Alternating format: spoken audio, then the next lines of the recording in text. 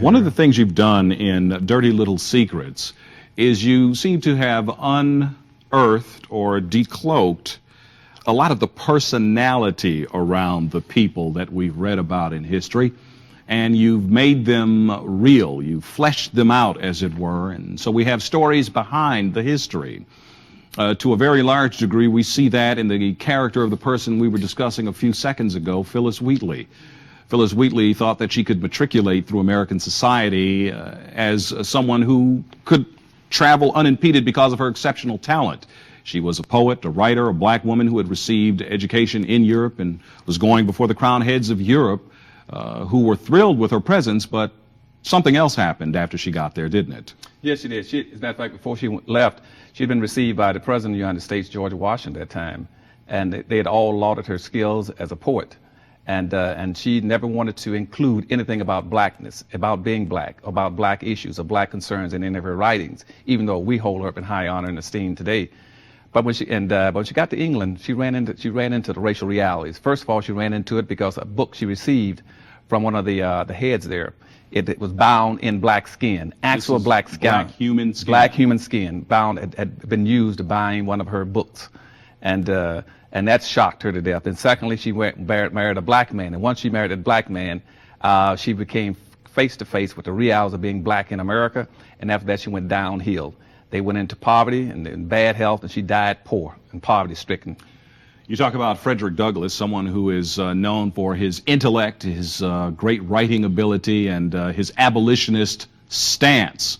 However, Frederick Douglass paled in comparison as a leader in the freedom struggle when you talk about a white man like John Brown. Why is that? Well, because John Brown wanted to raid Harper's Ferry to try to free the black slaves in this country. And again, John Brown was white. John Brown was white. And felt he had a duty given to him from God to which he dedicated his wife, his children, and all his resources. Yes, sir. And what he said is that if I can go into Harper's Ferry and take that armory and get enough weapons and free the blacks, he said I can use that use those mountains like a stake and drive it into the heart of racism in America. If I can free enough of those blacks and arm them and send them into those hills, nobody could ever bring them back. I can break the back of racism in America. But what he needed, he said, but for me to do it successfully, I must have a high visible black person who would come with me and call the blacks out. They're not going to come out for me. They come out. I must have a black that they have trust in and confidence in. They must call them out. The two most visible blacks in the United States at that time was Frederick Douglass and Harriet Tubman. And so John Brown met and asked Frederick Douglass. Well, first he asked Harriet Tubman, but Harriet Tubman was sick and she couldn't come. Mm-hmm. And he asked Frederick Douglass. Frederick Douglass met with him for a whole week. They went off and discussed it. And he said, "You got to come with me and call the blacks out." And Frederick Douglass said to him, "So let's be straight on one thing, John Brown." He says, "I'm always ready to fight for black folk." And John Brown says, "Look, I'm a white man, but I'm ready to die for him. Would you rather do that?" And in that light, Frederick Douglass willed it. And on his deathbed, he confessed that he was scared to death. The reason that he didn't go to the Harper's Ferry raid was because he was scared to lose his life. He was scared to lose his life. So John Brown went on his own and took the armory and held that city at bay for a day and a half. And I think about 52 blacks did escape. But he paid the high penalty. But he said that was his calling from God. And if he had had a black to call those black folk out of slavery, the slavery would have been broken in 1859.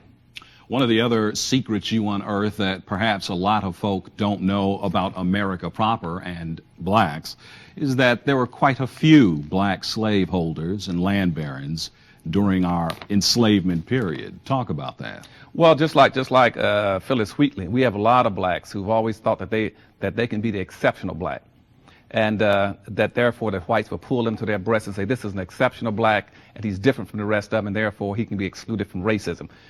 And we have them today, right now, on all of our TV shows. We got them in the media. We got them in sports that always feel that somehow they're an exception. And even back when I was a kid, Joe Louis was an exceptional black during the 1940s, but whites hated the rest of the black folk. They were still lynching one black person a day when Joe Louis was the heavyweight champion of the world. Well, that was also true in slavery. In slavery, we had one guy named William Johnson, for instance. William Johnson had an education. He was a teacher, but he turned around and wrote and published a document that was spread all over this country by the white racists, white slaveholders, telling black folk to be obedient, to be humble, to work, be hard working, and quit trying to be free, and quit letting liberals trick them, trying to get to stop following the abolitionists who's trying to get them out of slavery. He said the best thing you got going for you is to be a slave to a white man. We had one guy named Robert DeCarlos. He was the first one down in South Carolina. As soon as black folk came out of slavery, he got elected to office. And the first thing he said is, in South Carolina, now that we're the majority and we're free, our first obligation is a time for healing. We got to be nice to whites. We cannot use our power and wealth now as the dominant population in South Carolina and in the Congress to do anything to white folks. We cannot be asking them for reparations. So he posted a bill to make sure that the 40 acres of mule never came off in that state, and that the entire state was much kinder and had a much better feeling about the dominant white society. But within 3 years of that, white society wrote the black codes and re-enslaved all those blacks, including him. You talk about early American history and the events that have shaped the character of myth, lore, and fact as it relates to things as well known as the Salem witch trials and the witch hunts. You mentioned in this book, Dirty Little Secrets, that they may have started with an emphasis on black females. Yes, it did. That started pretty much, the Salem witch hunt started about blacks. At that time, you had one black named Tubala. She was in that area, and she was a West Indian black, and she had been teaching 2 or 3 white girls about about black magic and stuff like this, and how to, and the conjure roots and the High John the Conqueror and root dust and stuff like this, and teaching them. And they started acting a little weird and did some things that were not acceptable in the community, and then they went out and told the community that the reason they were doing it was because of her. And so they prosecuted her, and then they got another woman named Black Mary. They got her and prosecuted her, but in the long run, they began to pick up black females all over the country because they thought most of them were practicing black magic. And so the first witches that were prosecuted in the United States were black women. The book is filled with fascinating facts like that. I just want to move quickly through the material because we don't have a lot of time left, and I want to cover some of the categories you deal with. When we talk about politics, you attempt to draw the line of demarcation between what is commonly known in this country as the Uncle Tom syndrome and Samboism. What's the difference? The difference is that people have misunderstood the book by Harriet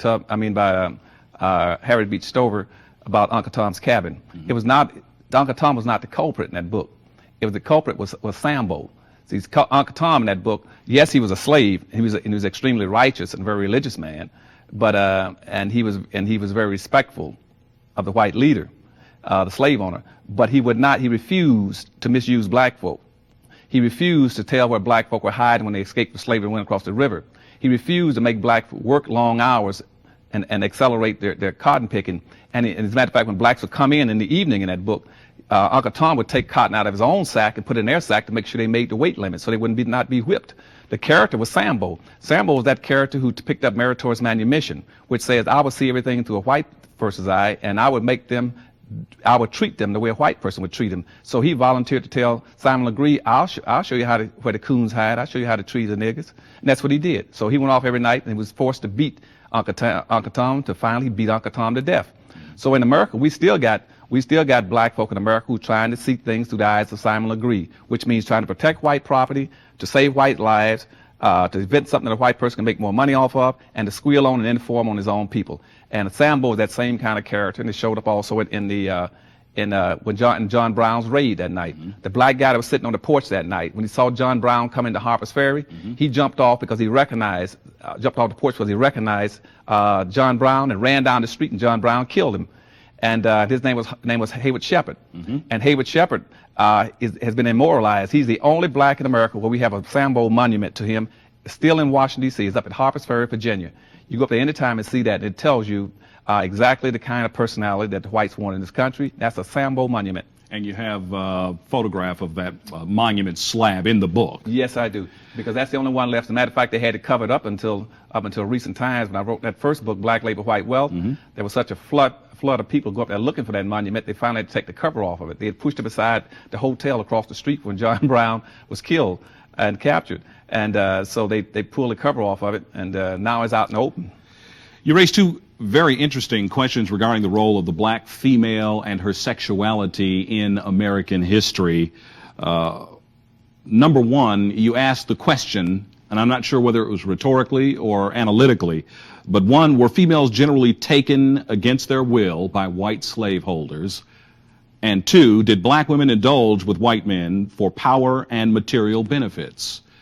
And you ask these questions in the context of the liaison between white slave owners and black females with whom they had thousands of children. They were used for breeders, they were used as objects, they were used for their slave labor, but they were also used for sexual favor. And then you say, with these questions, were women, black women in particular, somehow complicit in all of this? What's the emphasis or the basis for raising those questions? Two, I think primarily that they were taken initially against their will, and they were used as sexual objects, and and most of them were reduced to being almost a prostitute or a mistress, and because the white male wanted to save the sanctity of the white woman, and he wanted to treat her like precious china, and he put her on a shelf to protect her. But the black female was exposed because the black man was out there to protect her, so they did use her and they sexually abused the black female. But by the same token, there were a lot of black females, though, who found out that by being a mistress of a white man, that they had certain kind of advantages they were entitled to, and that in many instances their children could go into an artisan class or be called mulattoes and could be set free. And so the black female had it both ways. Sometimes she would volunteer to get in that kind of relationship, and other times she was just simply taken. Dr. Anderson, there are so many other fascinating details, facts, and historic truths in this book that I'd love to discuss, but we've got to stop right here. Thank you very much, Sarah, for inviting me in.